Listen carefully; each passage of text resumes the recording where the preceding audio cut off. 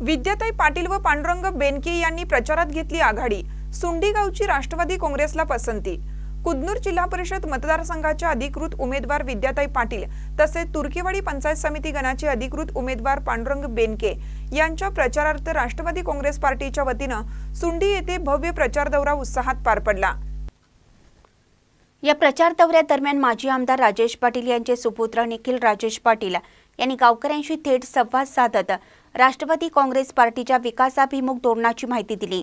जिल्हा परिषद व पंचायत समिती निवडणुकीत घड्याळ या चिन्हासमोरील बटन दाबून राष्ट्रवादी काँग्रेसच्या उमेदवारांना प्रचंड बहुमताने विजयी करण्याचं ठाम आव्हान त्यांनी केलं। गावच्या सर्वांगीण विकासासाठी अनुभवी आणि जनतेशी नाळ जोडलेले नेतृत्व आवश्यक असून विद्याताई पाटील व पांडुरंग बेनके हे त्या दृष्टीने योग्य उमेदवार असल्याचे त्यांनी सांगितलं। प्रचार दौऱ्यात महिलांचा, युवकांचा तसेच ग्रामस्थांचा मोठ्या प्रमाणावर सहभाग दिसून आला।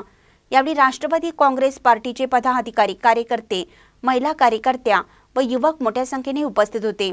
प्रचार दौऱ्यामुळे सुंडी परिसरात राष्ट्रवादी काँग्रेसच्या प्रचाराला चांगलीच धार मिळाल्याचं चित्र पाहायला मिळालं। महानकरी न्यूजसाठी प्रकाश ऐनापुरे, चंदगड।